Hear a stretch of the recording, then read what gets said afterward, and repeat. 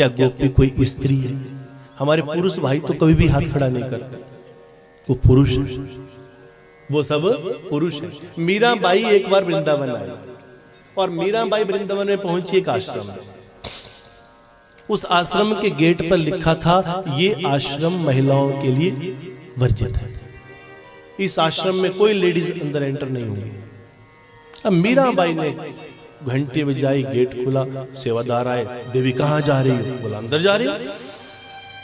बोला बाहर पढ़ने नहीं आता, बाहर लिखा है यहाँ लेडीज को एंट्री नहीं।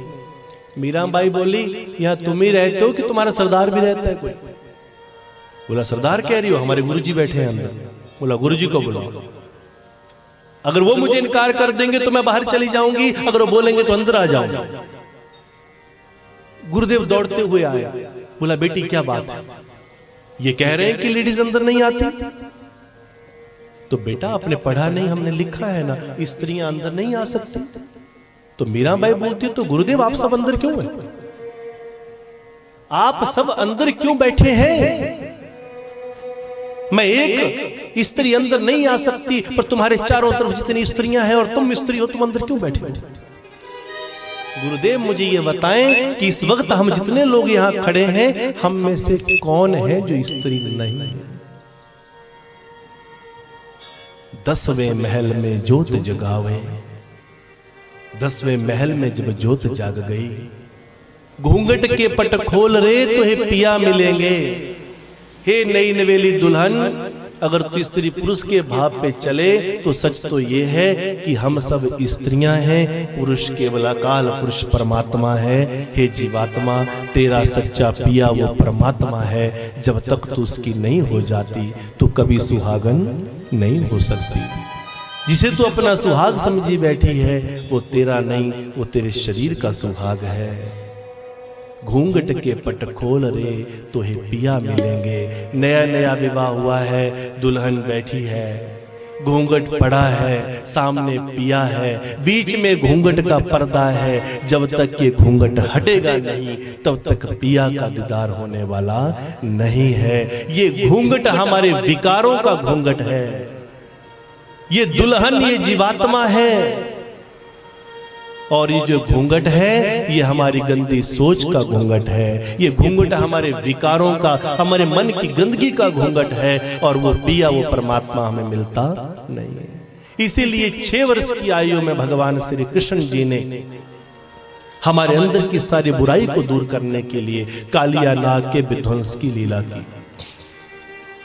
कालिया नाग बैठे यमुना में, पानी दूषित हो गया, विषुक्त हो गया।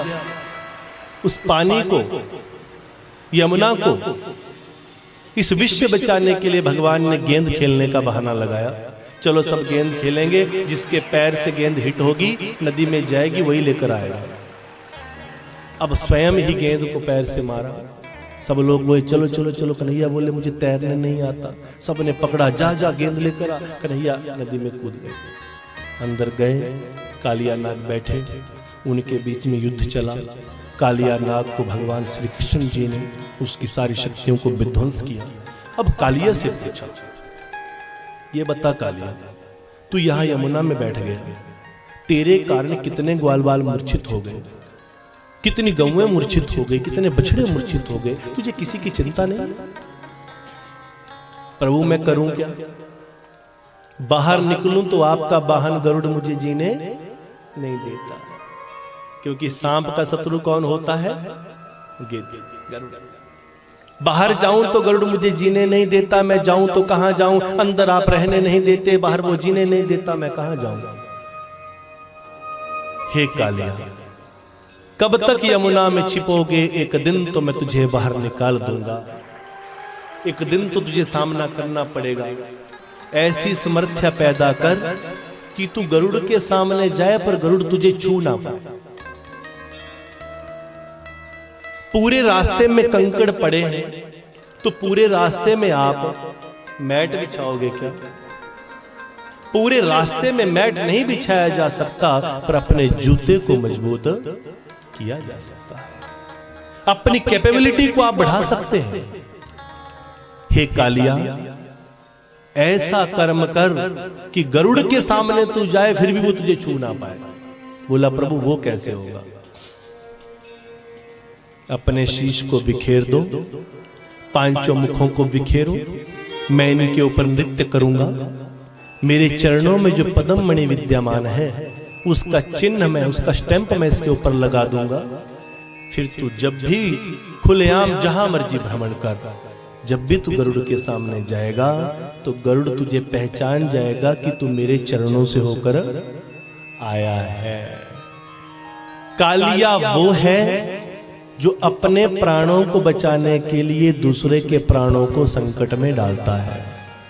हम सब वो प्राणी किसी तांत्रिक के पास चले गए, किसी झूठी फ्रेब वाली जगह पर चले गए, संतों की संगति नहीं करेंगे, अंधविश्वास में पड़े रहेंगे, बकरे काटेंगे, मुर्गे काटेंगे, शमशान पे जाएंगे, उल्टे सीधे कृत्य करेंगे, तांत्रिकों का संग करेंगे।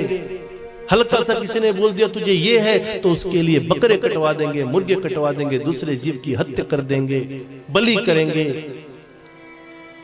संतों की संगति नहीं करेंगे, जबकि संतों में कितनी समर्थ्या होती है। बता तेरी जिंदगी का कौन सा दुख है जो संतों के घर पर दूर नहीं हो सकता। पर दिल तो माने, दिल है कि मानता नहीं, दिल को कैसे मनाए। ओ आचार्य जी हमारे एक भजन गाते हैं ना, हर दर्द की दवा है बाबा तेरी गले में। हर दर्द की दवा है, कौन सी ऐसी मर्ज है जिसकी दवा नहीं?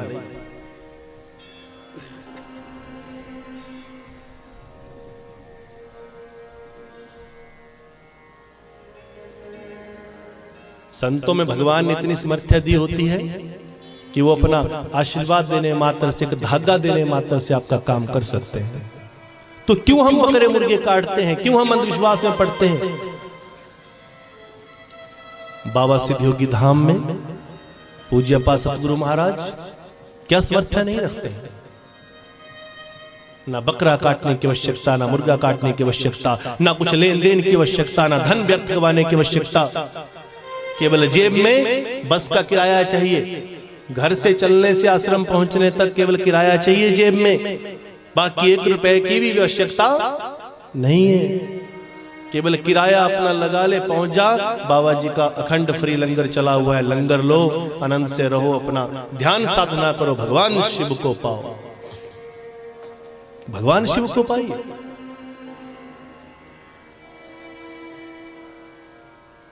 ये जीवन की लीला है। क्या कुछ नहीं हो सकता? सब कुछ हो सकता है, हर चीज हो सकती है।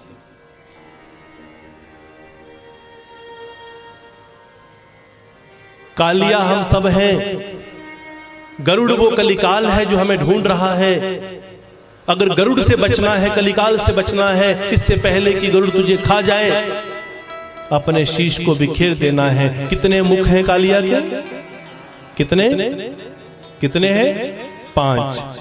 कौन कौन से मुख हैं वो? काम, क्रोध, लोभ, मोह, अहंकार। 5 वो मुख हैं कालिया के जिनको बिखेर दिया और उनके ऊपर भगवान कृष्ण नृत्य करने लगे। 7 वर्ष की आयु में गोवर्धन लीला, गोवर्धन को देवराज इंद्र के अहंकार का दमन और गोवर्धन को अपने ही स्वरूप में ढाल दिया। कहा जो गोवर्धन का पूजन नहीं करेगा वो मुझे भी प्राप्त नहीं करेगा। अब चलती है प्रसंग गोपिकाओं के